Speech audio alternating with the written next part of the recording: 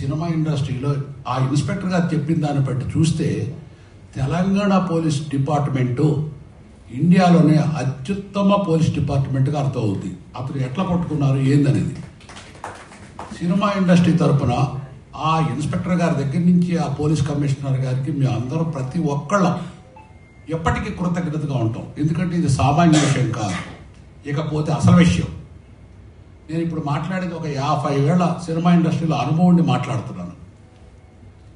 అసలు ఒక మనిషి హోటల్కి వెళ్ళి భోజనం చేస్తే 100 తీసుకోవచ్చు, 200 తీసుకోవచ్చు, 1000 తీసుకోవచ్చు, 10,000 ఎవరు తీసుకోలేరు, వాళ్ళు తినలేరు.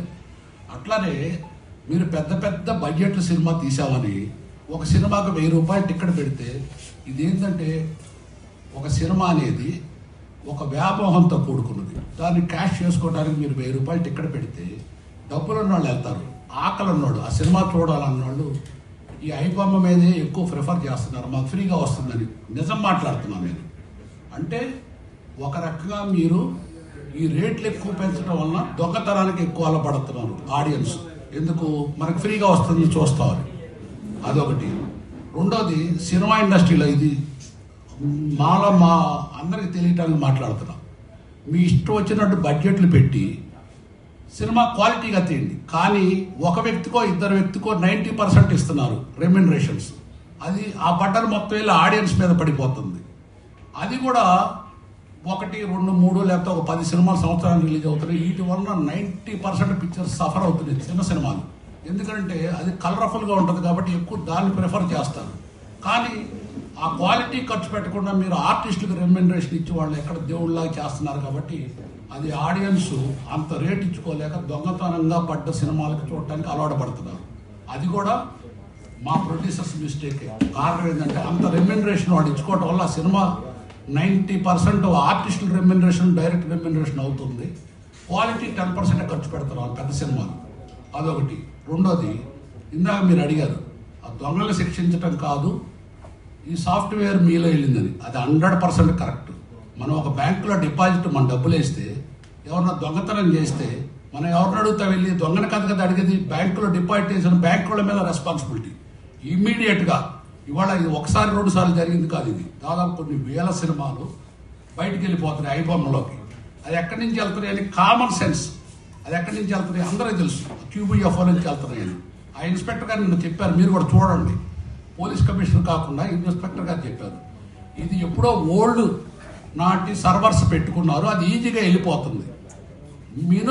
మినిమం ఎవరు తెలియనివాడికి కూడా తెలుస్తుంది అది QBFO వెళ్తుందని. ఈ 100% ఈ లాస్కి బేర్ చేయాల్సింది QBFOలే. అది మాత్రం వాళ్ళకి మా ప్రొడ్యూసర్. మీరు ఇంకోటి కూడా, పుష్ప సినిమా వారం క్రితం అతను డౌన్లోడ్ చేసి పెట్టుకుంటే వాడు మంచి దొంగ కాబట్టి రిలీజ్ చేయలేదు. అది రిలీజ్ చేసినట్టు ఏమైపోతారు? ఆ ఫైనాన్సర్లు ఏమవుతారు, ఆ నిర్మాతలు ఏమైపోతారు, థియేటర్స్ అడ్వాన్స్ పిక్చర్లు ఏమైపోతారు చెప్పండి మీరు. అంటే దీని అన్నిటికీ ఆ దొంగ కన్నా పెద్ద దొంగ ఈ QBFO నుంచి వెళ్ళి చూసి చూడనట్టున్న వాళ్ళే వాళ్ళకన్నా పెద్ద దొంగలు. అందుకని మా ఛాంబర్ ప్రెసిడెంట్ గారికి నా రిక్వెస్ట్ ఏంటంటే, ముందు ఇట్లాంటి మన ఇంటి సమస్య మనం సరి చేసుకొని బయట వాళ్ళ మీదకి వెళ్ళటం అది ధర్మం. మీరు ఇప్పుడు ప్రెస్ చేసిన దానికి ఖచ్చితంగా అది కరెక్ట్. మీరు అడిగింది ఆ క్వశ్చన్. అది మా సినిమా ఇండస్ట్రీతే బాధ్యత అది బయటకు వెళ్ళటానికి. అంచేత మనం పెద్ద చిన్న లేకుండా సమధర్మం పాటిస్తే సినిమా ఇండస్ట్రీ చాలా బాగుంటుంది. దయచేసి గవర్నమెంట్కి కూడా నేను ఒకటి రిక్వెస్ట్ చేస్తున్నాను. మీరు ఎవరో 2 3 పిలిచి మీరు కూడా మమ్మల్ని విడగొట్టద్దు. మీరు ఏదున్నా మా ఛాంబర్ ద్వారా కన్సల్ట్ చేయండి.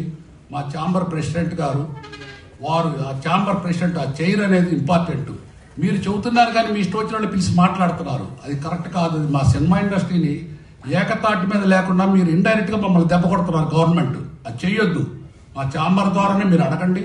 మా ఛాంబర్ అంతా ఒక యూనిటీగా ఉంటాం, ఒక తాటి మీద ఉండి మా దీనికి కూడా మా బలానికి కూడా మీరు దెబ్బ కొట్టొద్దు. దయచేసి పోలీస్ కమిషనర్ కానీ గవర్నమెంట్ కానీ గుర్తుపెట్టుకోండి.